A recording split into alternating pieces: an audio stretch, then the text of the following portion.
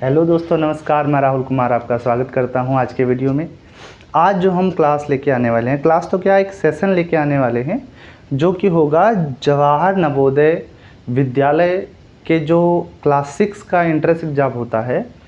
ऐसे बच्चे जो अभी फॉर्म डालेंगे और आगे चल के 2-3 महीने में एग्ज़ाम देने वाले हैं, उनके लिए बहुत बड़ी अपडेट निकल के आई है।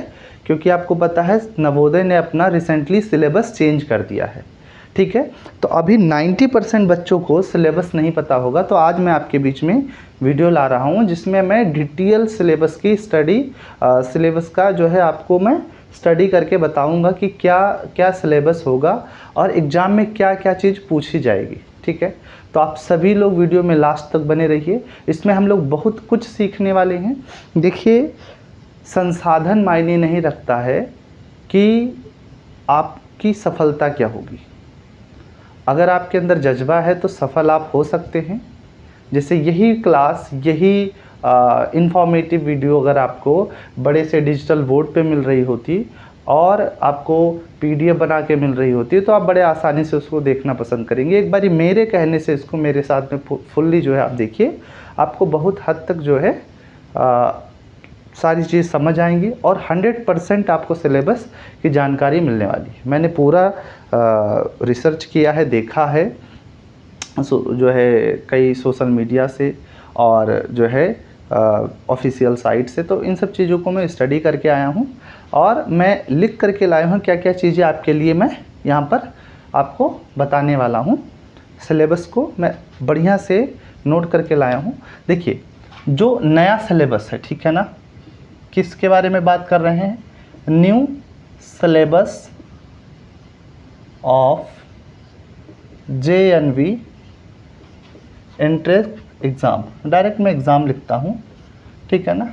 जो नया सिलेबस है वो क्या होगा, और ये सिलेबस स्पेशली जो होगा क्लास 6 के बच्चों को मैं ध्यान में रख के बता रहा हूँ। ठीक है, हो सकता है कि जो है किसी अन्य क्लास के लिए, मतलब 9th के लिए सिलेबस में थोड़ा सा कुछ चेंजेस देखने के लिए, बट जो है 6 को ध्यान में रख के, है ना, स्पेशली मैं क्लास 6 को ध्यान में रख करके ये बात बता रहा हूँ। तो ऐसे बच्चे जो क्लास 6 की का पेपर देने वाले हैं, जो फॉर्म भरने वाले हैं, और ऐसे गार्जियन जो अपने बच्चों को क्लास 6 का पेपर दिलवाने वाले हैं, वो सभी लोग देखें। ठीक है ना। चलिए, तो बात करते हैं। पहले हमारे पास जो सब्जेक्ट होते थे, पूछे जाते थे, आपका लैंग्वेज होता था, रीजनिंग होता था और मैथ होता था। 3 सब्जेक्ट पूछे जाते थे। एक सबसे बड़ा ट्विस्ट जो हमारे सिलेबस में बदला है वो ये बदला है कि अब क्या पूछेगा। देखिए, अब क्या पूछेगा।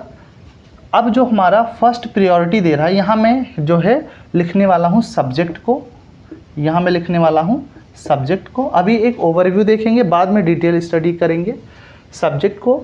उसके बाद में फिर मैं लिखने वाला हूँ नंबर ऑफ क्वेश्चन, है ना, कि कितने क्वेश्चन जो है पूछेगा उस पर्टिकुलर सब्जेक्ट से, और फिर मैं उसके मार्क्स को लिखने वाला हूँ कि कितने मार्क्स उसमें मिलेंगे उस पर्टिकुलर सब्जेक्ट में। ठीक है ना। चलिए, तो ऑडियो वीडियो क्लियर है? एक बारी सभी लोग जो है थम्स अप कर देंगे। ऑडियो वीडियो क्लियर है सारी कुछ? चलिए, everything is clear? Yes, very good. चलिए, कुछ रिफ्लेक्शंस आ रहे हैं, आई डोंट नो किधर से आ रहे हैं, बट चलिए कोई बात नहीं है, मैनेज करेंगे हम लोग। तो जो है सब्जेक्ट, सबसे पहले क्या सब्जेक्ट रहने वाला है? सबसे पहले आप जानते हैं मेंटल एबिलिटी का होने वाला होता है, मतलब एबिलिटी, मेंटल एबिलिटी। और ध्यान दीजिएगा, यही वह ट्विस्ट है जो यहाँ पर किया गया है, बदलाव है। एंड यहाँ पर एक चीज़ जोड़ दिया है, EVS, इन्वायरमेंटल स्टडीज़, है ना। क्या जोड़ दिया है?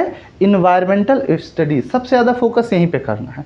अच्छा, मेंटल एबिलिटी में भी कुछ चेंजेस किया है पर्टिकुलर चैप्टर को लेकर के, और सारे में पर्टिकुलर चैप्टर को लेकर कुछ छेड़खानी की गई है सिलेबस से। चलिए, छेड़खानी से मतलब कुछ आसान बनाया गया है। तो यहाँ पे क्या होगा, मेंटल एबिलिटीज से अब आपको 20 क्वेश्चन देखने को मिलेंगे और 20 क्वेश्चन देखने को मिलेंगे आपको EVS, है ना। क्या चीज़? आपको 20 क्वेश्चन तो देखने को मिलेंगे मेंटल एबिलिटी से, और 20 क्वेश्चन देखने को मिलेंगे आपको जो है EVS से, ठीक है ना। ये टोटल आपका जो हो जाएगा, ये हो जाएगा आपका टोटल जो हो जाता है, ये हो जाता है 50 मार्क्स का, ठीक है ना। ये टोटल आपका बनेगा कितने मार्क्स का, 50 मार्क्स का। उसके बाद में फिर दूसरी जो चीज़ आपसे पूछी जाने वाली है, दूसरी जो चीज़ पूछी जाने वाली है वो है मैथ, जो आपसे मैथ्स पूछी जाने वाली है। मैथ्स में क्या किया है, कुछ चैप्टर्स को पर्टिकुलर जो है क्या कर दिया है, वहाँ से हटा दिया है, ठीक है ना। तो इसमें 20 क्वेश्चन पूछे जाएंगे और ये होगा 25 मार्क्स का, ठीक है। और फिर जो है तीसरा सब्जेक्ट आपसे पूछा जाएगा, वो पूछा जाएगा लैंग्वेज का, है ना। लैंग्वेज का मतलब कि भाषा का क्वेश्चन होगा, ठीक है ना। अब कुछ बच्चे हिंदी लैंग्वेज प्रेफर करेंगे, है ना, और कुछ इंग्लिश करेंगे, तो जैसा आप लैंग्वेज चूज़ करेंगे उसी के अकॉर्डिंग आपका पेपर में आएगा, ठीक है ना। तो इसमें भी आपको 20 क्वेश्चन मिलेंगे और ये भी आपका 50 मार्क्स का होगा। तो टोटल आपके मार्क्स बनेंगे 100 और टोटल नंबर ऑफ़ क्वेश्चन जो बनने वाले हैं वो बनने वाले हैं 80, ठीक है ना। तो दो तरह से हमारे पास क्वेश्चन पूछा जाएगा, सॉरी, दो तरह से हमने यहाँ देखा कि नंबर ऑफ़ क्वेश्चन कितने बनेंगे, 80 टोटल, 20 20 20 और 24 जा 80, और यहाँ पर 50 25 25, यानी 25 25 50 और 50 100, ठीक है ना। ये तो एक जनरल ओवरव्यू हो गया, ठीक है ना। यहाँ तक समझ के ये मत समझिएगा कि हमने सिलेबस जान लिया है, अरे क्या है EVS ही तो बड़ा है, ऐसा कुछ नहीं है, ठीक है ना। अभी सारी चीज़ें हम लोग देखेंगे, अन्यथा इसको ध्यान से नहीं देखिए। क्या है, सिलेबस स्टडी अगर आप अच्छे से नहीं करें तो एग्ज़ाम में फुल कॉन्फिडेंट के आप साथ नहीं जा सकते हैं, ठीक है ना। किसी भी लड़ाई को लड़ने से पहले उसको हमें अच्छे से समझना होता है, उसकी व्यू रचना को समझनी होती है। अगर व्यू रचना आपने नहीं समझी तो आप उस लड़ाई को जीत नहीं पाएंगे, ठीक है। तो यही मैं कहना चाह रहा हूँ कि पहले सिलेबस आप अच्छे से समझिए। तो ये बात क्लियर हो गई हमारी। मेंटल एबिलिटी के 20 क्वेश्चन, मेंटल एबिलिटी के 20 क्वेश्चन, EVS के 20 क्वेश्चन, टोटल मार्क्स 50 होंगे। मैथ्स के 20 क्वेश्चन, मार्क्स 25, और लैंग्वेज आप हिंदी प्रेफर करेंगे या इंग्लिश प्रेफर करेंगे, ठीक है, वो आप जानिएगा। तो 20 क्वेश्चन इसके होंगे 25 मार्क्स के, ठीक है ना। तो टोटल मार्क्स जो बन जाएंगे वो 100 बन जाएंगे और टोटल नंबर ऑफ़ क्वेश्चन क्या बन जाएंगे आपके 80। चलिए आगे बढ़ते हैं, तो वीडियो ज़्यादा लंबी हो जाएगी। आगे बढ़ते हैं हम लोग, एक एक सब्जेक्ट वाइज हम लोग जो है डिस्कशन करेंगे, है ना। और एक पेन और कॉपी लेकर के जरूर बैठिए, क्योंकि जैसे जैसे मैं नोट करता जा रहा हूँ आप सभी लोग, ठीक है, अगर आप स्टूडेंट हैं, पेपर देने वाले हैं, तो प्लीज़ वीडियो को पॉज करके, मतलब रोक करके, और जो भी चीज़ बोर्ड पे नोट करी जा रही है उसको आप नोट कर सकते हैं, या आप ऐसी स्थिति में नहीं है कि नोट आप कर पाएँ तो स्क्रीनशॉट लेकर आप जो है अपने पास रख सकते हैं, ठीक है ना। चलिए अब हम बात करेंगे सबसे पहले मेंटल एबिलिटी पे, ठीक है। सबसे पहले हम बात करेंगे मेंटल एबिलिटी पे कि मेंटल एबिलिटी में क्या क्या चीज़ पूछे जाने वाला है। तो मेंटल एबिलिटी का मतलब हिंदी वाले जान जाएं, हिंदी मीडियम वाले बच्चे जान जाएं, मानसिक अभिरुचि, ठीक है। जो मानसिक अभिरुचि आपकी होती है उसमें क्या क्या चीज़ आपसे पूछा जाएगा, ठीक है ना। तो मैं यहाँ पर मैंने सिलेबस पूरा लिख लिया है, क्या क्या पूछा जाएगा। तो वो आपके पास होगा, इसमें क्या पूछा जाएगा। सबसे पहले पैटर्न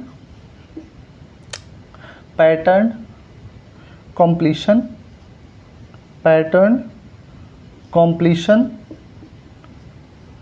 कंप्लीशन पूछा जाएगा। फर्स्ट ऑफ ऑल मतलब क्या, आकृति पूर्ति, क्या पूछा जाएगा, आकृति पूर्ति, है ना। आकृति पूर्ति सबसे पहले पूछा जाएगा। फिर क्या होगी, फिर आपकी होगी फिगर सीरीज, मतलब आकृति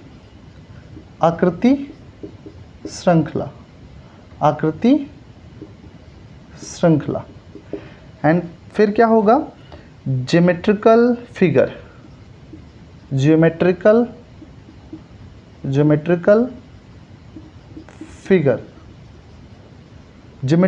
में क्या होगा, ज्यामितीय आकृति।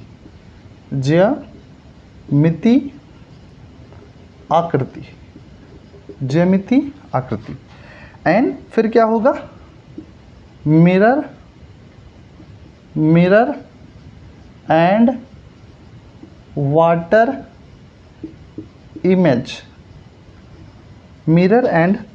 इमेज, क्या बोलेंगे इसको, दर्पण, दर्पण एवं जल प्रतिबिंब, प्रतिबिंब, दर्पण एवं जल प्रतिबिंब।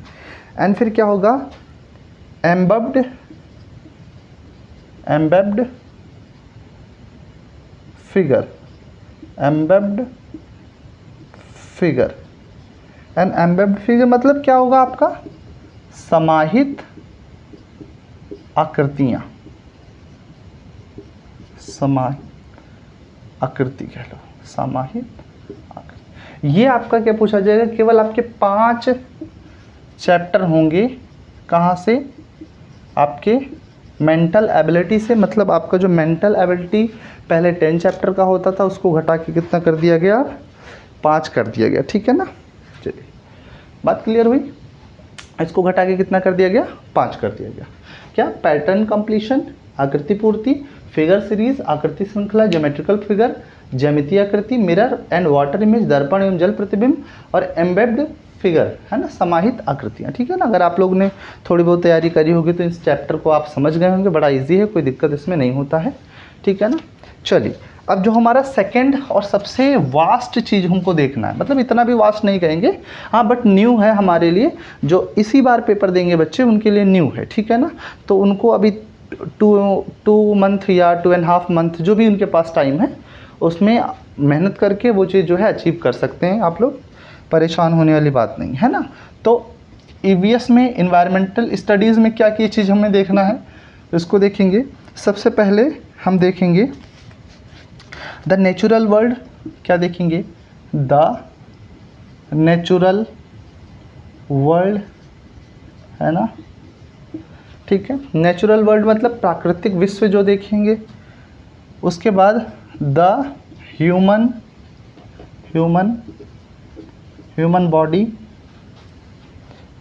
फिर science in daily life, science in daily life, science in daily life, social surroundings, social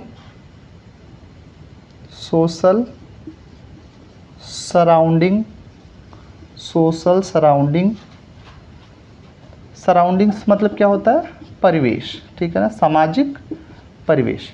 यानी हम इतने बारे में बात करने वाले हैं, the natural world, the human body, ठीक है ना, and science in daily life, social surrounding. 4 चीज़ें हैं, बट ये 4 चीज़ें अपने आप में थोड़ा अलग हो जाती हैं, हम अलग अलग करके देखते हैं इनको।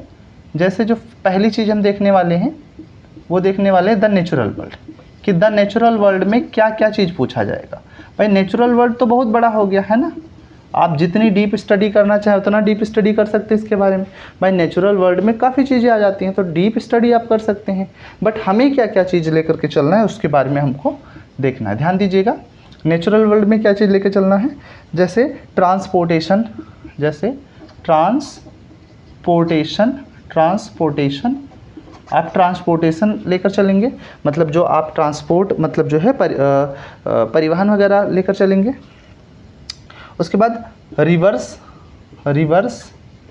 ठीक है, एंड माउंटेन, रिवर भी लेकर चलेंगे, और माउंटेन्स को हमें पढ़ना है, पर्वतों को। और उसके बाद में प्लांट एंड एनिमल पढ़ना है, प्लांट्स एंड एनिमल, ठीक है ना। उसके बाद में वाटर साइकिल, अब देखिए सबसे जो हमें परेशान करने वाली बात है, मैं आपको ये एक मतलब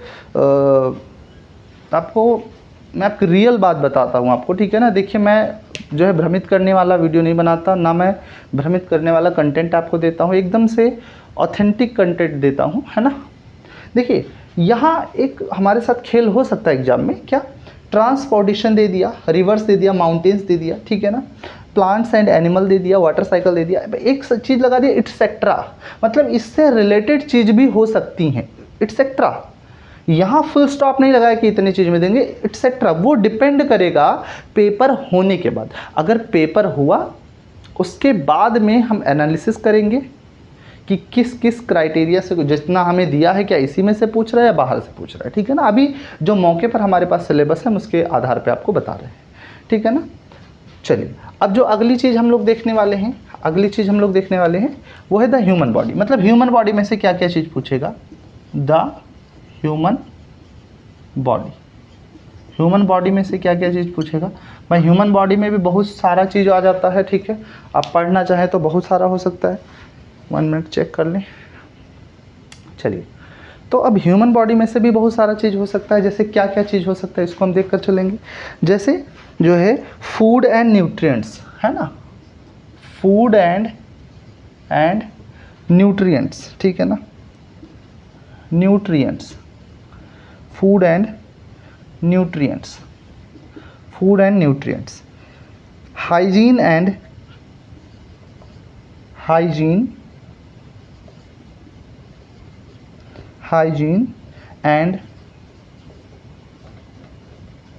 क्लीनिनेस,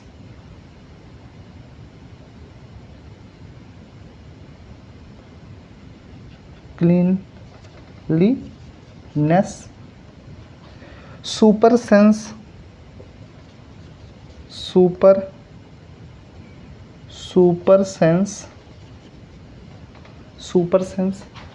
और क्या चीज़ हो सकता है, super sense, basic knowledge of internal system. क्या चीज़, बेसिक नॉलेज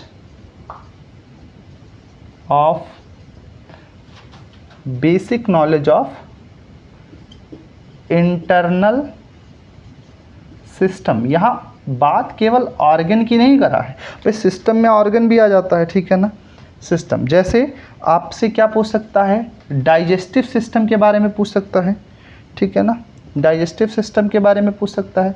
आपसे सर्कुलेटरी सिस्टम के बारे में पूछ सकता है, सर्कुलेटरी सिस्टम के बारे में पूछ सकता है।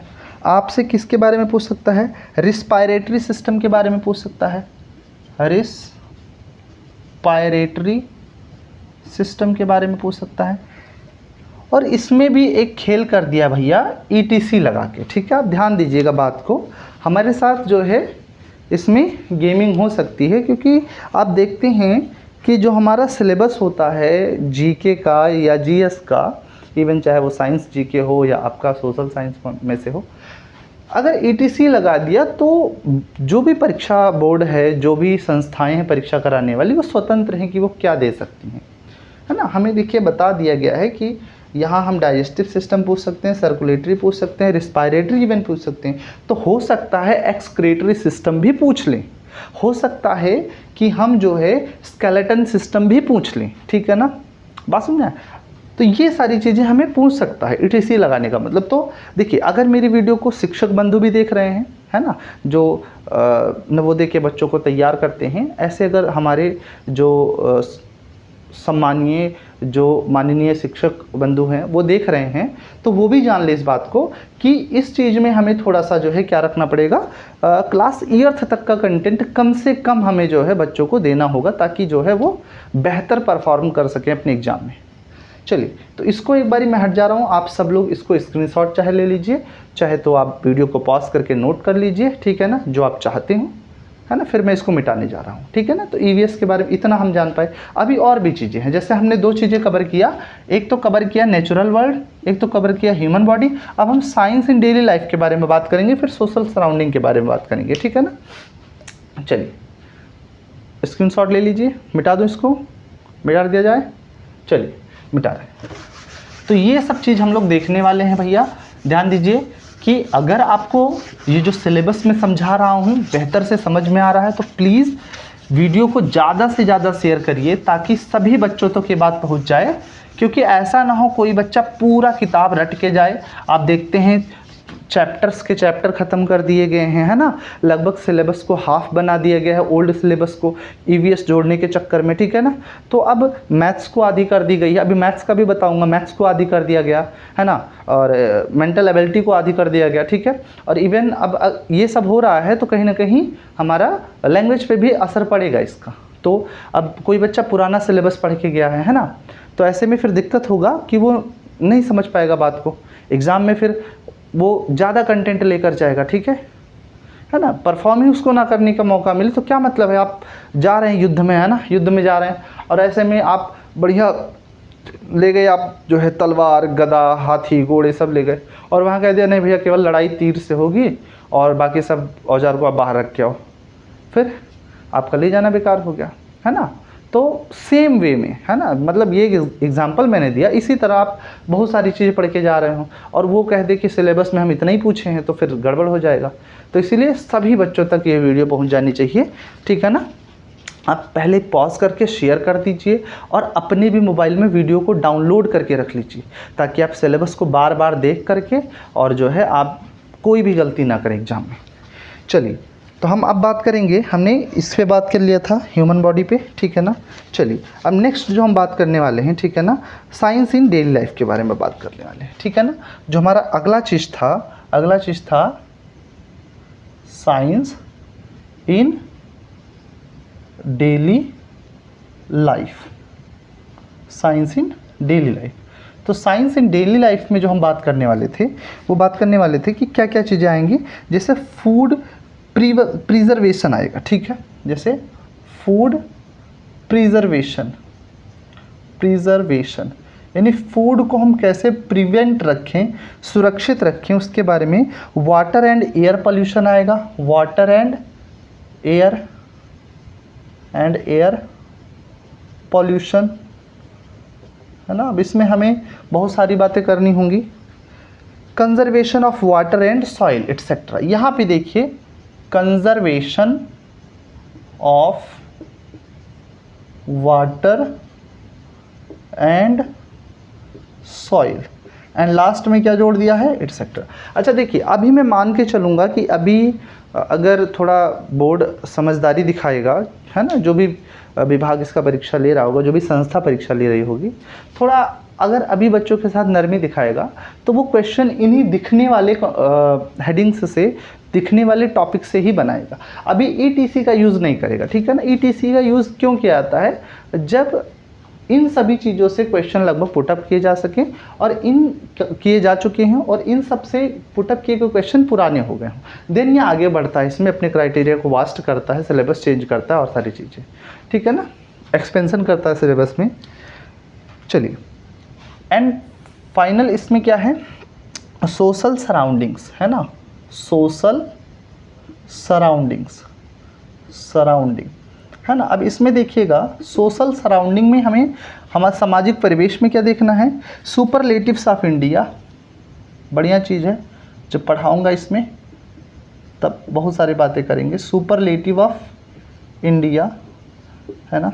And next state and Capitals, देखिए जो बच्चे तो पढ़ रहे होंगे, ठीक है ना, टीचर्स का ये दायित्व है कि उनको मैथ्स और रीजनिंग के जगह पे उनको जीके का थोड़ा बहुत नॉलेज दे। तो इवन हमारे जो शिक्षक बंधु वो चीज़ कर रहे होंगे और इवन जो बच्चे इन पे कमांड कर रहे होंगे, तो स्टेट एंड कैपिटल तो सबको तैयार होगा, ठीक है। जैसे मेरे बच्चों को स्टेट एंड कैपिटल तैयार है, ठीक है, हमारे लगभग सभी बच्चों को तैयार होता है। तो वही चीज़ मैं कहना चाह रहा हूँ कि यहाँ पर जो है इसमें तो कोई दिक्कत नहीं आने वाली है, ये तो पहले से बच्चों का तैयार होना चाहिए और होगा भी। उसके बाद में, ठीक है, क्या पूछे जाएंगे, नेशनल सिंबल्स, है ना, नेशनल सिंबल्स जो हमारे राष्ट्रीय प्रतीक हैं। और क्या पूछे जाएंगे, डिफरेंट लैंडस्केप, है ना, DIFF, है ना, थोड़ा इसको अंडरस्टैंड करिएगा, है ना। DIFF मतलब डिफरेंट, ठीक है। एक बार मैं फिर से बोल दे रहा हूँ और वरना कमेंट करने लग जाओ सर जी DIFF क्या लिख दिए हैं। DIFF मीन्स डिफरेंस, ठीक है ना, मैं शॉर्ट फॉर्म में लिख रहा हूँ, बहुत सारा लिखना पड़ रहा है। तो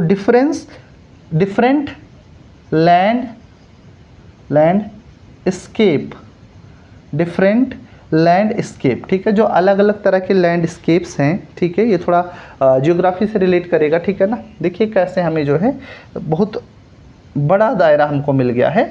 उसके बाद में फेस्टिवल्स पढ़ना है, फेस्टिवल्स। अब बेसिकली फेस्टिवल जो हमारे मेजर फेस्टिवल्स हैं, ठीक है ना, उन्हीं के बारे में स्टडी करनी है। सारा कुछ क्लियर है यहाँ पर जी, बिल्कुल। चलिए थोड़ा हम तेज़ी से चलेंगे, नहीं वीडियो लेंथी हो जाएगी ज़्यादा। फेस्टिवल्स के बारे में पढ़ना है, और क्या सीजन्स को पढ़ना है, और क्या पढ़ना है सीजन्स को पढ़ना है, ठीक है। और क्या पढ़ना है, फॉरेस्ट को पढ़ना है, फॉरेस्ट को पढ़ना है, फॉरेस्ट। और क्या पढ़ना है, crops and fibres, crops and fibres, crops and fibres, ठीक है ना। एंड इसमें भी लगा दिया हमारे पास ETC एटसेट्रा, ठीक है। तो ये हमारा EVS का सिलेबस था, हमें जो EVS में चीज़ें पढ़नी है। अच्छा, मुझे लगता है EVS ही का जो सिलेबस है ना, ये हमारे लिए एकदम से नया है, तो इसको बहुत ध्यान से देखना है, ठीक है ना, इसको अच्छे से कवर करना है। और बाकी सारा सिलेबस तो हमारे लिए ठीक ठाक है, क्योंकि हमने पहले भी पढ़ा है, और जो चीज़ें एलिमिनेट कर दी गई हैं उसको हमें हटा देना है, और जो चीज़ रखी गई उसको हमें रिवीजन कर लेना है, ठीक है। दैट सिंपल, ठीक है, it is very simple for us, but syllabus of EVS is very difficult for us, है ना, जो मुझे लग रहा है वो चीज़ें। नेक्स्ट मैथमेटिक्स के बारे में थोड़ा देख लेते हैं, जो हमारा लास्ट मतलब थर्ड चीज़ है, मैथ्स, ठीक है ना। अब इसमें हम जो बात करेंगे बेटा, इसको देखिएगा थोड़ा सा, क्या क्या चीज़ हम इसमें पढ़ने वाले हैं, थोड़ा इसको भी हम जानना ज़रूरी है। जैसे क्या पढ़ना है, नंबर एंड न्यूमेरिक सिस्टम, ठीक है, नंबर एंड न्यूमेरिक सिस्टम, यानी संख्या के बारे में पढ़ना है और संख्या पद्धति के बारे में पढ़ना है। अच्छा, पूरी संख्या पद्धति नहीं पढ़नी है, क्या क्या चीज़ पढ़ना है देखो यहाँ बता दिया गया है, ठीक है ना। क्या बता दिया गया है, including including including including ascending and descending, ascending ascending and descending, ascending and descending order, ठीक है ना।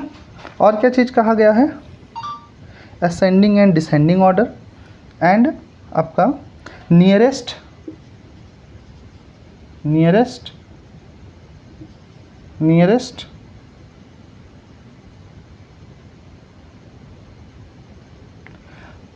10th place, 100th place and 1000 place, ठीक है ना, इतना तक, ठीक है।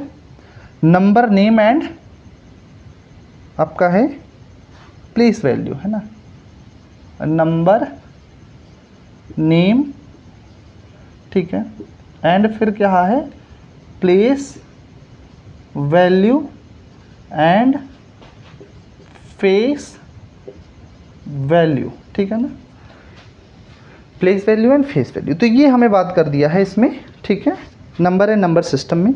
उसके बाद में क्या बात कहा, तो ये पहला पॉइंट हो गया आपका, ये वाला चीज़ हो गया पहला पॉइंट।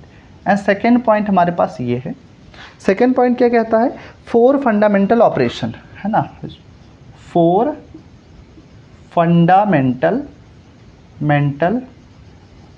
ऑपरेशन,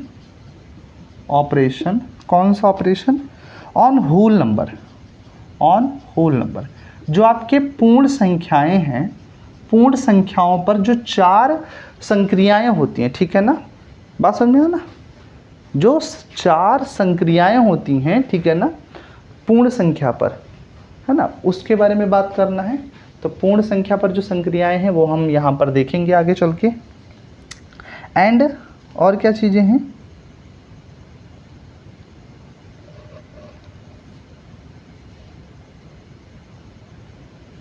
और क्या दिया है, नेक्स्ट है factor and multiple, including their properties, including their properties, यानी इनकी प्रॉपर्टीज़ को भी इंक्लूड करा है ना इसमें, फैक्टर एंड मल्टीपल के। और क्या चीज़ है इसमें, मेज़रमेंट, है ना, यहाँ पर लिख दे रहा हूँ, मेज़रमेंट। अब मेज़रमेंट किसका करेगा, ये हमें मेज़रमेंट करवाना है लेंथ का, लंबाई का, मास का, और किसका करवाना है, कैपेसिटी का, जो धारिता होती है, कैपेसिटी का, एंड मनी का भी, and unit of conversion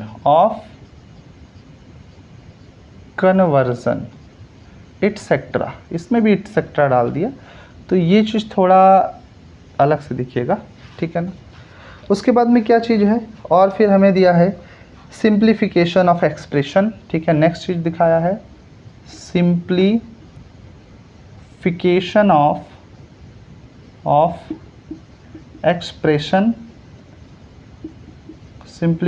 of expression, और दिया है फ्रैक्शन ऑफ फंडामेंटल ऑपरेशन, ठीक है। ये इंपॉर्टेंट चीज़ है, यहाँ जो ये लाइन लिखने जा रहा हूँ क्या है फ्रैक्शन ऑफ फंडामेंटल, फ्रैक्शन मतलब भिन्न ऑफ फंडामेंटल ऑपरेशन। और कौन कौन से ऑपरेशन होंगे इसमें भैया, ऐड दिया है, सब्ट्रैक्शन दिया है, ठीक है ना। ऐड सब्ट्रैक्शन, ठीक है, ऑफ लाइक फ्रैक्शन। किसका? Add subtraction of like fraction, मतलब हमें अब जैसे सम भिन्नों का योग देगा, विषम भिन्नों का नहीं देगा। लाइक फ्रैक्शन मतलब अब हमें कैसा देगा, जैसे 1/2 प्लस 2/2 ऐसे, ठीक है ना। ऐसे नहीं देगा कि 1/2 प्लस 2/3, इस तरह से नहीं मिलेगा हमें। इस तरह से जो है जिनके डिनोमिनेटर क्या हो, सेम हो, ठीक है, ऐसे मिलेगा। यानी हमें एक झंझट खत्म हो गया कि हमें डिनोमिनेटर सेम नहीं करना है, ठीक है ना। हमारे पास एक समस्या कम हो गई कि डिनोमिनेटर सेम नहीं करना है। सो फंडामेंटल जो fraction of fundamental operation, add subtraction of like fraction. और क्या चीज़ इसमें ऐड किया है, क्या किया है, मल्टीप्लाई ऑफ अनलाइक फ्रैक्शन। और क्या किया है, मल्टीप्लाई ऑफ अनलाइक फ्रैक्शन। यानी हमें मल्टीप्लाई तो दे दिया है अनलाइक फ्रैक्शन का, मतलब आपका न्यूमरेटर डिनोमिनेटर दोनों डिफरेंट हो सकता, मतलब डिनोमिनेटर टू डिनोमिनेटर डिफरेंस हो सकता है, and numerator to numerator difference हो सकता है। मतलब समय अंतर आ सकता है, जैसे कुछ ऐसे कि 1/2 इंटू 2/4 है ना, हमको ये कह सकता है, ठीक है। तो ये अनलाइक फ्रैक्शन जैसा हो गया, ठीक है ना। चलिए, मतलब आसान बना दिया आपके लिए। और क्या है, और सिलेबस है एरिया एंड पेरीमीटर, है ना। तो इसमें कुछ खास बदलाव नहीं किया है ना, इसमें कुछ खास बदलाव नहीं किया है एरिया एंड पेरीमीटर में। इसमें क्या है, आपको अभी स्क्वायर पढ़ना ही है, रेक्टेंगल पढ़ना ही है, बस बेसिक पढ़ना है, बहुत हमें नहीं जाना है ना। ट्रायंगल पढ़ना है, ट्रायंगल पढ़ना, ठीक है। और भी चीज़ें एटसेट्रा, और भी चीज़ें इसमें जो इससे रिलेटेड है, इससे रेलेवेंट है, वो पढ़नी है, ठीक है ना। और क्या पढ़ना है हमें और चीज़ जो हमारा DI पार्ट होता है, ठीक है ना, जो DI का पार्ट होता है, ठीक है, या हम इसमें आपके सिलेबस में हम इसको DA कह सकते हैं, डेटा एनालिसिस, ठीक है ना।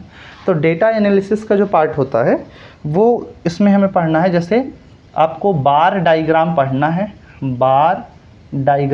है, आपको टेबल, है ना, टेबल पिक्टोग्राम पढ़ना है। ये सब चीज़ें आपको पढ़नी है। तो ये मैथ्स का हो गया, आप देख पा रहे हैं कि थोड़ा वास्ट हो गया, ठीक है ना, बट ठीक है, पिछले वाले से तो ये जो है कम ही है, ठीक है ना। जो पिछले वाला था उससे कम ही है ये, ठीक है ना। तो इसमें कोई दिक्कत नहीं है, आप इजीली इसको हैंडल कर सकते हैं। चलिए आगे हम बात करते हैं, ठीक है ना। आगे बात करेंगे हम, फाइनली हम अब बात करेंगे लैंग्वेज पे, ठीक है। बहुत छोटा सा सिलेबस उसका है लैंग्वेज का, हम एकदम से लास्ट की तरफ जा रहे हैं। अगर आपको इसमें से कोई चीज़ ना समझ में आए तो आप जो है कमेंट कर सकते हैं, और वीडियो को रिवाइज़ करके देखेंगे, आ ही जाएगा, ठीक है ना। थोड़ी इंग्लिश में लिखें चीज़ें, तो जो हिंदी माध्यम वाले में, मैथ्स में क्या इंग्लिश क्या हिंदी होता है, लगभग सिमिलर होता है चीज़ें, तो कोई दिक्कत इसमें होने वाली नहीं है, ठीक है, आप समझ जाएंगे। चलिए मिटा रहा हूँ इसको। अब हम जो बात करने वाले हैं हम बात करने वाले हैं लैंग्वेज पे, ठीक है ना, कि लैंग्वेज में क्या क्या चीज़ें आ सकती हैं। अब जो हम बात बताएंगे यहाँ पे कॉमन सी बात बताएंगे कि वो हमारे जो हिंदी लैंग्वेज वाले बच्चे हैं वो भी समझ जाएं, उनके लिए भी जो है ज़रूरी हो, और जो हमारे इंग्लिश मीडियम वाले बच्चे हैं जो इंग्लिश मीडियम में देना चाहेंगे पेपर, उनके लिए भी बात हो जाए। लगभग सिमिलर चीज़ें होती हैं, बस हिंदी माध्यम वालों में हिंदी में आता है, इंग्लिश माध्यम वालों में अंग्रेजी में आता है, ठीक है ना। तो 4 हमारा जो है वो है लैंग्वेज, ठीक है ना, जो भाषा का है। तो भाषा में क्या हो जाएगा, सबसे पहला चीज़ जो पूछा जाएगा आपसे सिनोनिम्स मतलब विलोम, ठीक, समानार्थी शब्द है ना, सिनोनिम्स एंड एंटोनिम्स। तो समानार्थी शब्द जो होंगे और विलोम शब्द होंगे ये पूछे जाएंगे। आपको पैराग्राफ दिया जाएगा, पैराग्राफ का शीर्षक लिखने को पूछा जा सकता है, आइटम्स आपसे पूछे जा सकते हैं, ठीक है। और क्या पूछा जा सकता है, मीनिंग ऑफ सेंटेंस, है ना, मीनिंग ऑफ सेंटेंस। तो मीनिंग ऑफ सेंटेंस भी आपसे पूछा जा सकता है, ठीक है ना। और क्या है, पार्ट्स ऑफ स्पीच आपसे पूछी जा सकती है ना। क्या पूछा जा सकता है, पार्ट ऑफ स्पीच आपसे पूछा जा सकता है, और जेंडर पूछा जा सकता है आपसे, एंड नंबर पूछा जा सकता है। जेंडर पूछा जा सकता है और नंबर पूछा, इतनी चीज़ आपसे पूछी जा सकती है, ठीक है ना। तो ये आपका सिलेबस था। आप सभी लोगों से निवेदन है कि ये सिलेबस ज़रूर देखिए आप लोग, ठीक है ना, फाइनली। और साथ ही साथ वीडियो को ज़्यादा से ज़्यादा शेयर करें अपने सभी फ्रेंड सर्कल में, जो भी ग्रुप है आपका, फेसबुक ग्रुप है, इंस्टाग्राम ग्रुप है ना, या आपका व्हाट्सएप ग्रुप है ना, जो भी ग्रुप है आपका, प्लीज़ सभी बच्चों को वीडियो शेयर करिए ताकि न्यू सिलेबस से कोई भी बच्चा वंचित ना रह जाए। सबको पता हो कि हमें किस रूप से, किस रूपरेखा में हमें पेपर देना है, ठीक है ना। तो मैं उम्मीद करूंगा आप सभी से, आपको सिलेबस जो हमने डिस्कशन किया आपको अच्छा लगा होगा। अगर आपको अच्छा लगा तो मेरी मेहनत के लिए आप प्लीज़ वीडियो को लाइक करिए, चैनल को ज़्यादा से ज़्यादा सब्सक्राइब करिए। अगर फेसबुक पे आप मेरा वीडियो देख रहे हैं तो फेसबुक पेज पे फॉलो करिए और ज़्यादा से ज़्यादा वीडियो को शेयर करिए, ठीक है ना। अब मैं इससे रिलेटेड जो क्लासेस लेके आऊँगा आपके लिए, यूट्यूब पर क्लासेस आपकी एकदम से फ्री होंगी, ठीक है। आप कोई जो है एक्स्ट्रा चार्जेस दिए बिना बढ़िया A1 ग्रेड की क्लास आप जो है पा सकते हैं, ठीक है ना। तो उसके लिए आप चैनल को ज़रूर से ज़रूर सब्सक्राइब कर लें यूट्यूब पर। फेसबुक पर हो सकता है कि क्लासेस रोज़ अपलोड ना हो पाएँ, ठीक है ना, बट यूट्यूब पर क्लासेस अपलोड होंगी, ठीक है। अब आगे मैं आपको बताऊंगा कि मैं EVS वाला सेक्शन पढ़ाने वाला हूँ या मैथ्स वाला पढ़ाने वाला हूँ या फिर इधर लैंग्वेज वाला, है ना। तो ज़्यादातर पॉसिबिलिटी आपकी EVS की बनेगी, है ना, EVS की ज़्यादा पॉसिबिलिटी बनेगी। इवन मैं प्रयास करूँगा कि आपको सारी क्लासेस प्रोवाइड करा सकूँ, ठीक है ना। उसके लिए आप मुझसे जुड़े रहिए, ठीक है ना, और नोटिफिकेशन को ऑन जरूर कर लीजिए क्योंकि मंडे से संभवतः आपकी क्लासेस शुरू हो जाएं। आज सैटरडे है, ठीक है, डेट है आज अभी 11 जुलाई, ठीक है ना। टाइम हो रहा है आपका नाइट में, आई थिंक 10 या 10:30 हो रहा होगा, ठीक है, मुझे क्लियरली पता नहीं है, बट जो भी है मैं आपके बीच ज़्यादा से ज़्यादा अपीयर रहने का प्रयास करूँगा। सो अब मिलते हैं अब क्लास में, ठीक है। धन्यवाद, जय हिंद।